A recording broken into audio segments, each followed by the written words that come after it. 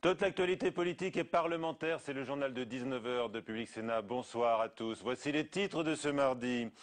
Déception des syndicats, soulagement du patronat après la hausse de 2%, tout juste du SMIC au 1er juillet.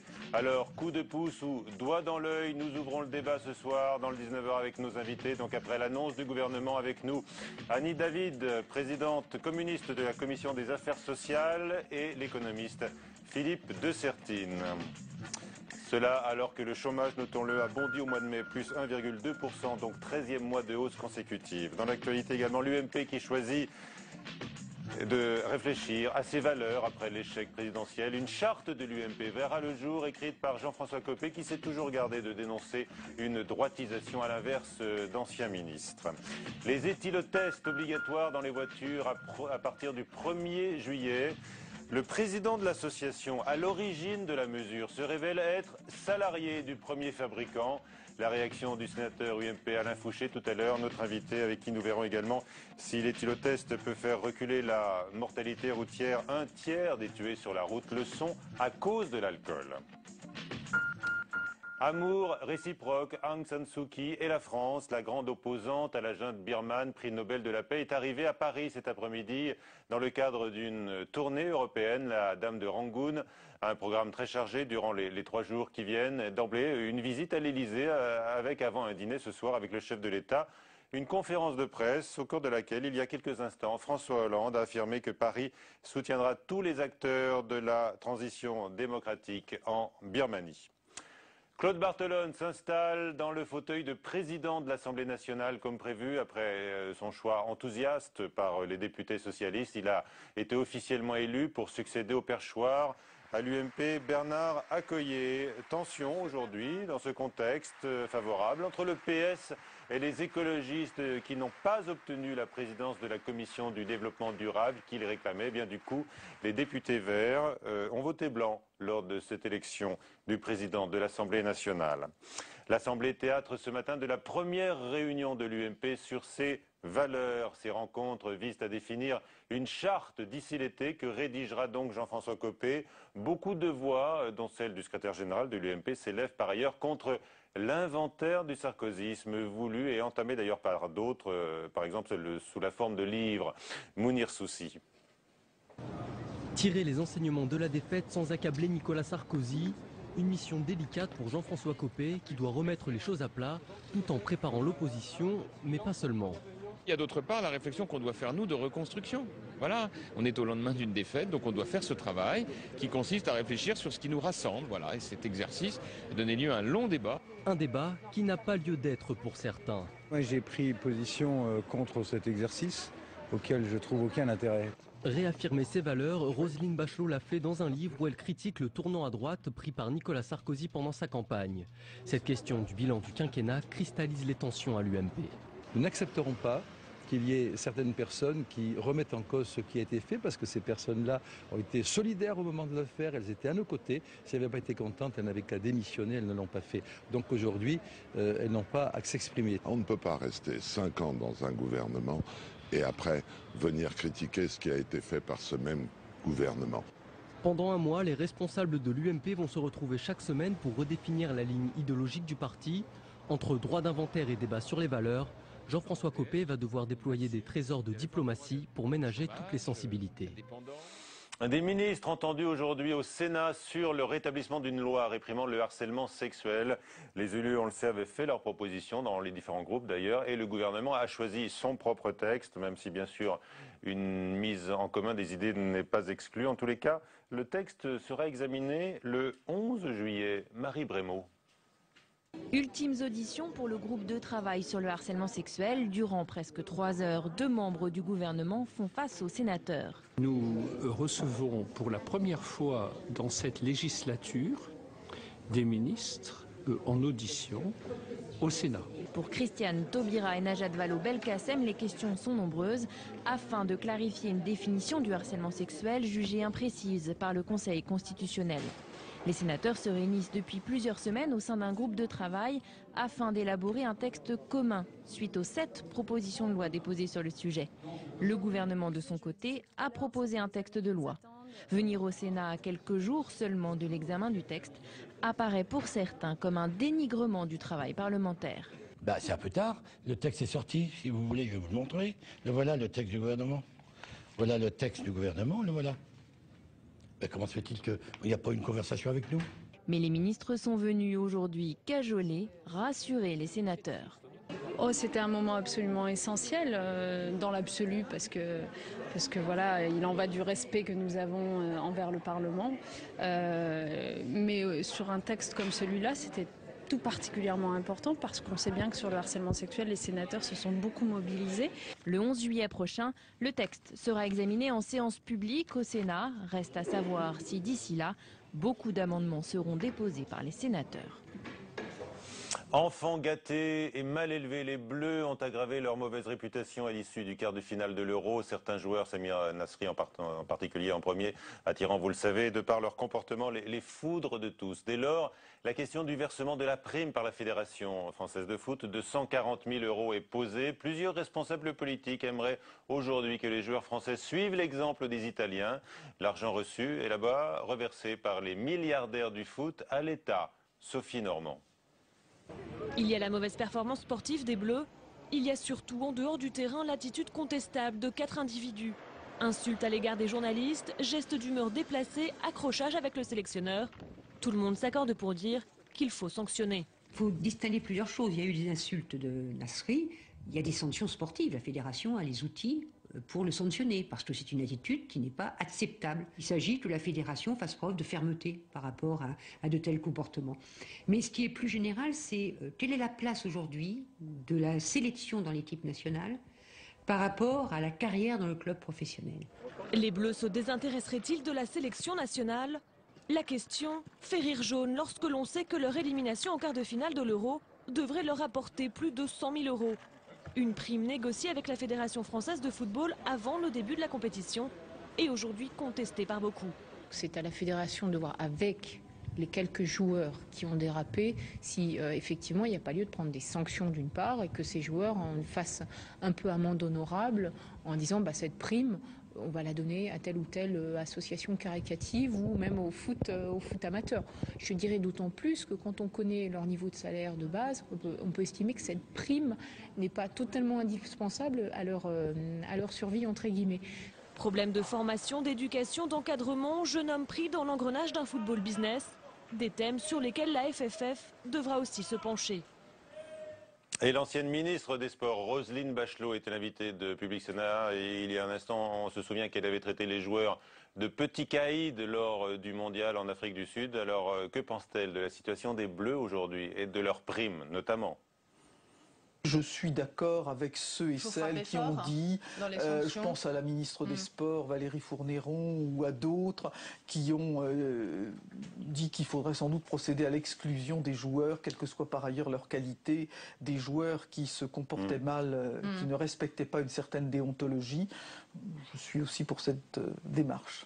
Alors, Roselyne Bachelot, invitée de Preuve par 3, des milliardaires du foot au SMICAR. Michel Sapin a donc confirmé ce matin le chiffre attendu, 2% de hausse au 1er juillet. La prise en compte de l'inflation passée et à venir en moins. Le coup de pouce véritable est donc de 0,6%. Mais Michel Sapin, le ministre de l'Emploi, a justifié ce choix raisonnable, dit-il. On l'écoute et pour lui, la promesse est tenue. Il s'agit de ne pas prendre de retard. Donc il s'agit de faire aujourd'hui ce qui aurait été éventuellement fait plus tard. Mais quelque chose qui intervient aujourd'hui, c'est de l'argent gagné. Quand ça intervient plus tard, c'est de l'argent perdu. Donc le fait d'avancer aujourd'hui et de tenir compte de l'inflation qui est intervenue depuis 6 mois pour revaloriser le SMIC, c'est un plus pour l'ensemble des salariés. Voilà, 21,50 € de plus donc par mois selon Michel Sapin. Une baguette de pain par semaine, dit de son côté la CGT qui se déclare déçue. Écoutez la réaction du MEDEF qui se montre moins alarmiste que ces dernières semaines.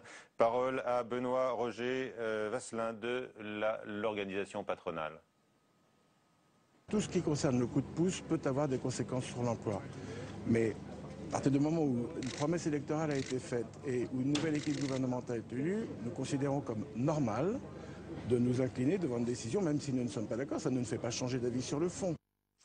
Voilà donc pour la position du MEDEF. Avec nos deux invités, nous débattons donc de ce coup de pouce au SMIC. Bonsoir Annie David, Bonsoir. Présidente communiste de la Commission des affaires sociales. Et puis l'économiste Philippe de Sertine est également avec nous, directeur de l'Institut des hautes finances. Un mot peut-être quand même sur le chômage d'abord, puisqu'on a enregistré au mois de mai un 13e mois de hausse consécutif en France. Annie David, cela vous alarme un peu plus, un bond de 1,2% au mois de mai du nombre de chômeurs dans notre pays. Bien sûr que cela est alarmant. Le chômage supplémentaire, c'est jamais bon pour le pays, pour les salariés eux-mêmes bien évidemment, mais pour l'ensemble du pays, parce que c'est l'économie tout entière qui est touchée. Philippe de Sertine, est-ce qu'on peut sortir de cet engrenage? Je crois que vraiment nous sommes dans un contexte, et peut-être finalement l'opinion ne s'en rend peut-être pas compte suffisamment, nous sommes dans un contexte aujourd'hui où la crise internationale est en train de s'aggraver réellement. Et très concrètement, cela veut dire en effet donc ça ne va pas s'arrêter, les statistiques non, mais surtout, non, attention, là on est dans une situation où véritablement il y a un grand danger pour l'Europe, un grand danger pour la France, et cette situation est extrêmement préoccupante. Alors ce contexte économique, on le connaît bien sûr, il est préoccupant, il est inquiétant. Annie David, beaucoup de voix s'étaient élevées, d'économistes notamment, mais pas seulement, pour dire qu'une hausse trop forte du SMIC allait détruire des milliers d'emplois. Ce n'est pas ce que dit, on l'a entendu, le MEDEF, mais c'est quand même ce que redoute aujourd'hui même encore la CGPME. Vous, quelle est votre réaction? Moi, je ne suis pas d'accord du tout avec cette analyse. Moi, je pense qu'un coup de pouce au SMIC, plus que les 0,6 accordés par le gouvernement, aurait été franchement les bienvenus pour toutes celles et tous ceux qui aujourd'hui sont payés au SMIC. Et je vous rappelle que sur l'ensemble des salariés payés au SMIC, 80% d'entre eux sont des femmes, souvent des femmes seules avec des enfants. Et je vous mets au défi, messieurs, de vivre avec 1 100 € par mois net quand on travaille à temps plein, parce que 1 100 € net par mois, c'est quand on est à temps plein. Bien souvent, ces femmes sont à temps partiel subi, donc c'est moins de 1 000 € par mois.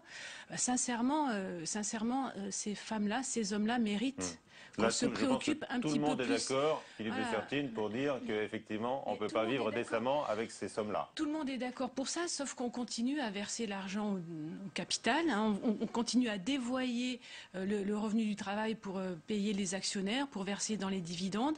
On continue à ne pas mettre en œuvre des investissements dans les entreprises qui permettraient à ces entreprises de rester à un niveau intéressant. Et du jour au lendemain, évidemment, on ferme des entreprises alors que les investissements n'ont pas été faits, ni en matériel, ni en formation, par exemple, sur les travailleurs qui sont dans ces entreprises.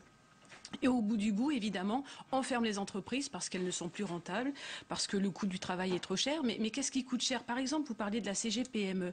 Aujourd'hui, ce qui coûte cher dans les petites entreprises, les TPE, les PME, c'est le coût du crédit, par exemple. Quand une entreprise veut faire un prêt auprès d'une banque, elle a des taux d'intérêt auprès de ces banques qui sont complètement trop élevé. Donc évidemment, ça en rajoute sur le coût, du travail. Moi, je suis persuadée que ce n'est pas le coût salarial qui est trop élevé dans ces entreprises. Votre avis là-dessus, Philippe de Sertine, vous allez répondre sur l'importance du coût salarial. Mais d'abord, est-ce que vous répondez effectivement, est-ce que vous acceptez l'idée qu'il y a deux poids deux mesures dans l'entreprise, en quelque sorte, les salariés qui n'obtiennent rien et les actionnaires qui bénéficient de tout?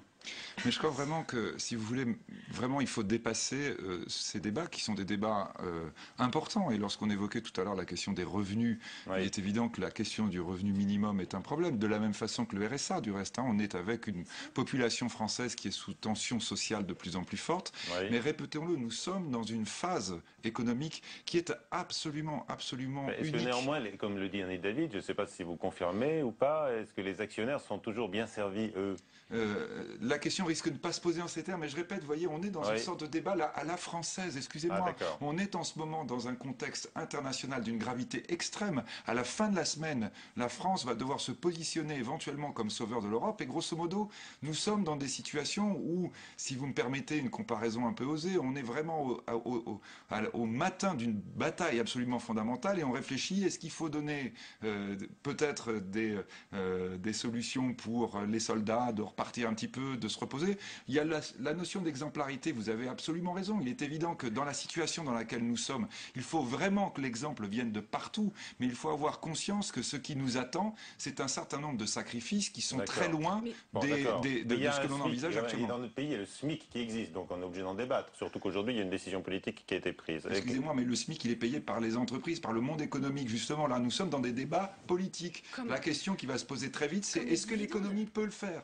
Quand les entreprises s'effondrent et vont s'effondrer les unes après les autres, on pourra toujours parler autant que l'on voudra, effectivement. Mais Vous dites aujourd'hui, les entreprises n'ont pas les marges suffisantes pour augmenter les salaires. C'est ce que j'essaie de comprendre. Et je dis demain, ça va être encore pire. Alors, pourquoi est-ce qu'elles n'ont pas suffisamment de marge? Parce que les banques, au passage, prêtent à des taux qui sont complètement irrespectueux de ce qu'ils font, parce qu'en bourse, on traite l'argent d'une manière qui n'est plus acceptable aujourd'hui. Alors c'est vrai que c'est une crise mondiale, c'est vrai qu'il y a d'autres pays en Europe et dans le monde qui vont être confrontés à cette crise, mais dans le même temps, c'est vrai aussi que des gens de plus en plus riches continuent à s'enrichir, et ce sont toujours les mêmes qui doivent, à un moment donné, assumer les erreurs de gestion de ceux qui, inconséquemment, ont fait des choix qui, aujourd'hui, nous mettent dans cette situation-là. Si vous me dites cela, moi je l'entends très bien, et je dis très bien, il va falloir regarder très très vite la problématique que vous évoquez, par exemple des gens qui s'enrichissent de manière excessive. Mais ça ne veut pas dire que la réponse aujourd'hui que nous pouvions apporter, c'est de dire il faut aider, on va dire de manière, je ne dirais pas inconséquente, mais extrêmement décalée par rapport à ce qui nous arrive, ce qui est en train de nous arriver actuellement. Et lorsque vous êtes en train d'évoquer les débats que l'on doit avoir, je suis désolé, le débat aujourd'hui, à la fin de la semaine, ça va être de dire est-ce que l'euro risque d'exploser? C'est ça le débat. Et lorsque la France, qui doit être une puissance, l'une des grandes puissances européennes à dire nous voulons sauver l'avenir de l'Europe et donc par cela l'avenir de nos enfants, eh bien c'est effectivement à un moment donné s'extraire de nos propres débats internes. Et je le répète, ce que vous évoquez sur les tensions sociales qui peuvent exister en France doivent être une préoccupation.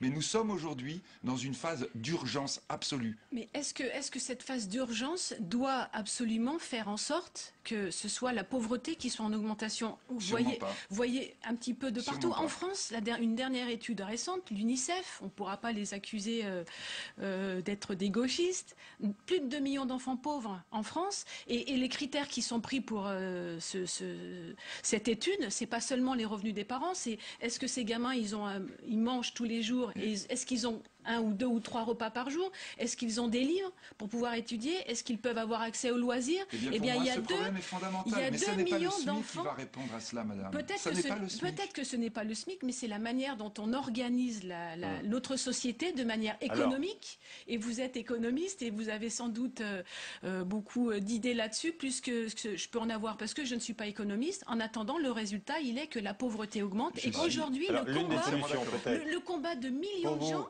c'est de pouvoir survivre. Est-ce que ça, c'est digne du 21e siècle? Moi, je ne crois pas. Pour que vous vous retrouviez peut-être, je rebondis sur ce que vous avez dit, Annie David, il y a un instant, beaucoup de femmes sont concernées, effectivement, dans les emplois de service, avec les salaires minimums, et beaucoup font très peu d'heures, elles sont au travail partiel, subi la plupart du temps. Philippe de Sertine, là, vous êtes d'accord pour dire qu'il faut augmenter peut-être la masse de travail pour permettre à des salariés d'accéder au moins au SMIC mensuel. Oui, mais vous vous rendez bien compte dans la discussion, lorsque vous êtes en train de me dire est-ce que vous êtes d'accord? Évidemment, avec quelles solutions, quels outils? Mais sauf que je vous le répète, mon problème aujourd'hui est que le débat me semble totalement décalé par rapport à ce qui attend. Il risque de l'être encore plus demain. Et oui, mais alors, résultat, je dirais, c'est pas parce qu'il va l'être encore plus demain que le fait d'avoir aggravé éventuellement. Et vous voyez, je veux vraiment être bien conscient par rapport à ce que vous dites, que j'entends vraiment la problématique sociale. Mais la problématique sociale, vous avez évoqué par exemple la question des enfants et de la pauvreté. Ce sont des problématiques que l'on doit traiter. Mais néanmoins, à côté aujourd'hui, la problématique de l'outil économique français, non seulement par rapport à la France elle-même, mais par rapport à ce que va devoir faire la France pour l'Europe, est quelque chose qui doit nous obliger à une responsabilité d'ensemble. En tous les cas, Michel Sapin, le ministre du Travail, a dit que pour lui, la hausse était substantielle. Les sénateurs communistes contestent, évidemment, on l'a compris. Et il a précisé, Michel Sapin, qu'il ne voulait pas déstabiliser les entreprises. Il y a un autre point important qui va peut-être dans le sens de vos préoccupations, Monsieur de Sertine, c'est la décision du gouvernement toujours de bloquer en valeur les dépenses de l'État. Et ça, avec notamment des dépenses d'intervention.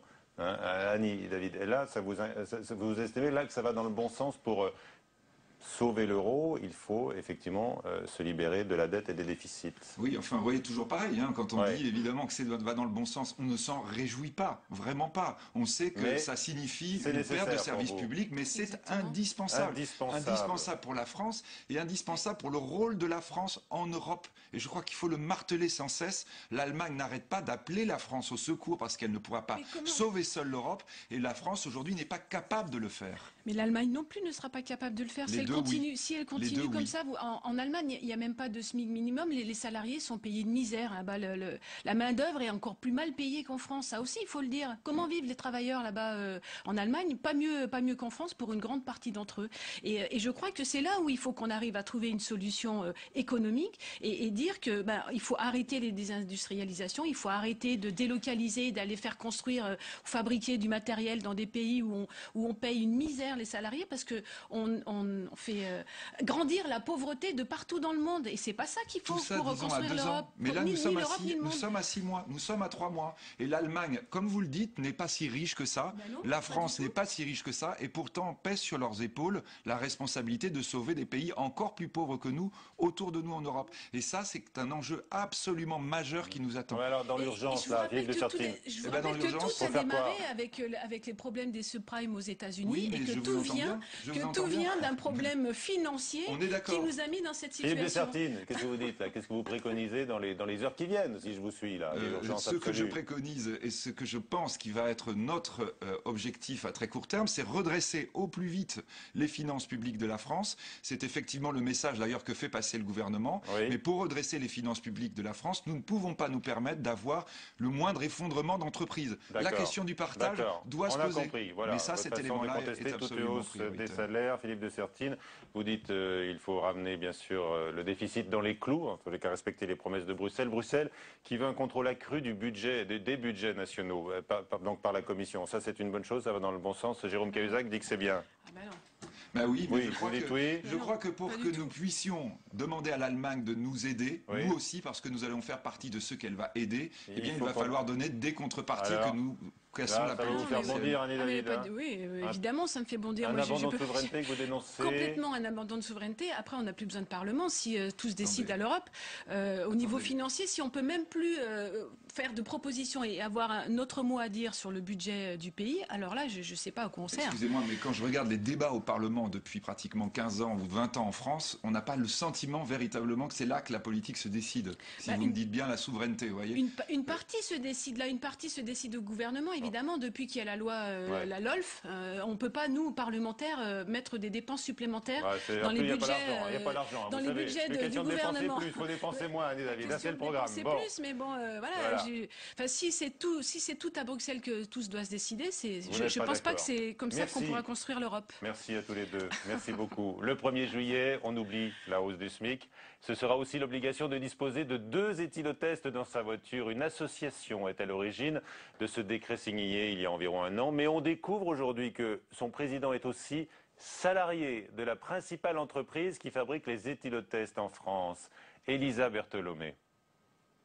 Jackpot pour les producteurs d'éthylotests. Dès dimanche, tous les conducteurs devront en avoir un dans leur véhicule. Mais voilà, le président de l'association iTest, à l'origine du décret, est aussi l'employé de Contralco, principal fournisseur d'éthylotests en France. Les associations de conducteurs crient au conflit d'intérêts. Une association qui est créée par des fabricants d'éthylotests, je ne crois pas que son objectif premier, ce soit d'œuvrer pour la sécurité routière. C'est avant tout de vendre ses produits. iTest s'est créé il y a moins d'1 an. Adopté en février dernier, le décret sur les éthylotests fait au moins 1 heureux, son président, Daniel Orgeval. Et Contralco, son employeur, est presque assuré de devenir le fournisseur exclusif d'éthylotests aux automobilistes. Des automobilistes qui refusent de se faire avoir. Il est certain que cette association n'a qu'un but, faire avancer son négoce. Et s'ils veulent véritablement travailler pour l'alcool au volant, alors ils doivent arrêter la commercialisation d'éthylotests peu fiables, qui ne résistent pas à certaines températures et qui ne permettront pas de faire baisser le nombre de morts sur la route pour des problèmes d'alcool. Actuellement, les problèmes d'alcoolémie sur les routes sont difficiles à contrôler. Les éthylotests sont en rupture de stock. Impossible d'en trouver avant au moins le mois de septembre. Le marché est florissant. Voilà, mais l'amende tombera sur les automobilistes qui n'auront pas leur éthylotest un peu plus tard, hein, au mois de novembre. Avec nous, Alain Fouché, bonsoir. Bonsoir. Sénateur UMP. Alors vous suivez de près les questions de sécurité routière. Vous êtes partisan d'un assouplissement du système des points. Vous avez été contesté pour cela, mais on est là pour parler d'autre chose. D'abord, est-ce que vous êtes surpris, vous tombez de votre chaise quand vous découvrez là l'histoire du conflit d'intérêts autour de ce décret? Avant, il faut peut-être dire si le système des éthylotests est fiable. Oui. Et on va en parler, mais là, d'abord... S'il est efficace. D'abord, une association qui milite pour, on s'aperçoit que... Je suis pas toujours d'accord avec la présidente de l'association des victimes de la route. Oui. Je crois qu'elle a raison sur la fiabilité de l'éthylotest qui devient obligatoire à partir du 1er juillet. Je pense que ça sera utilisé, très peu utilisé, et je crois qu'il serait beaucoup plus utile de mettre en place des éthylotests électroniques qui permettent de mettre la voiture en route ou pas. Je pense que là-dessus, il y a une chose qui doit être vue et dite. En ce qui concerne l'affaire que vous évoquez, mais que je découvre dans la presse comme vous, je veux dire, bon, il y a un principe de séparation des pouvoirs, d'ailleurs que vous n'ignorez pas, entre le Parlement et le système judiciaire. Je ne sais pas, je ne peux pas qualifier.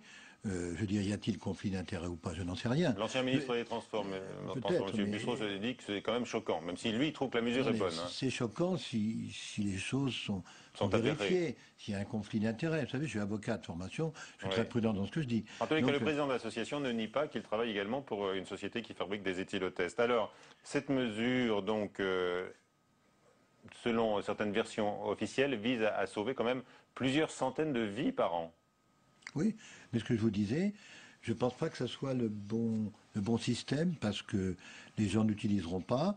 Bon, je crois qu'il faut faire autrement et qu'on mette en place le système électronique sur les voitures qui seront construites. Qui verrouille l'automobile en quelque sorte. Qui verrouille l'automobile. Voilà. Aujourd'hui, avec ce système, on le prend ou on ne le prend pas.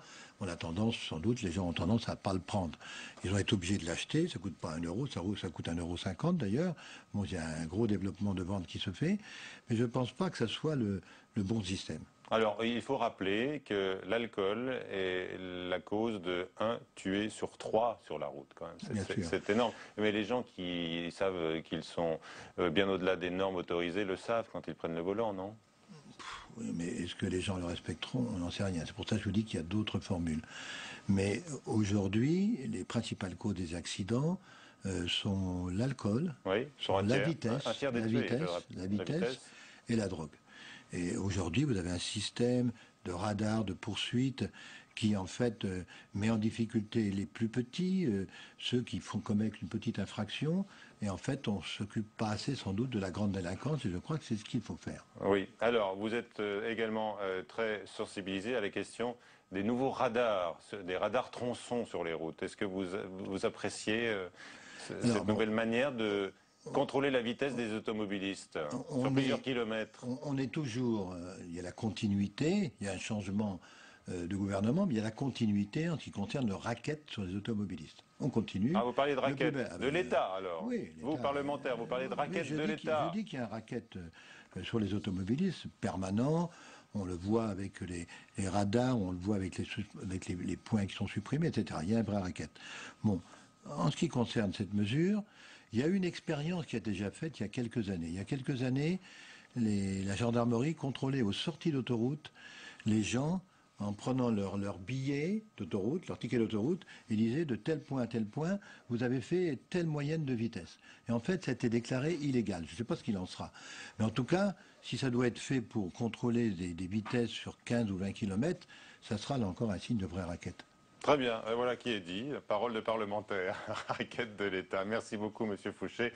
La question du nouvelobs.com aujourd'hui était celle-ci. Faut-il supprimer la prime de 140 000 € versée à chaque joueur qui ont mené l'équipe des Bleus au quart de finale? Vous avez répondu oui à 94%, non à 4%. Monsieur Fouché, vous voulez qu'on leur supprime leur prime, vous? Oui? Non? Non. Ah non? Ah ben voilà. Non, cultivez votre... J'écoutais pas ce que vous disiez. Non, la prime aux joueurs qui ont mené les Bleus au quart de finale de l'Euro. Non, bah, il n'a pas d'avoir une prime, je ne crois pas. Hein. On s'était mal compris, il semblait bien aussi. Parce que vraiment, ils gagnent beaucoup d'argent déjà, voilà. C'est beaucoup trop. Ils peuvent se passer de cet argent de poche, mais 140 000 € quand même. Merci, bonsoir à tous. À 22 h, Sonia Mabrouk pour le prochain journal sur Public Sénat.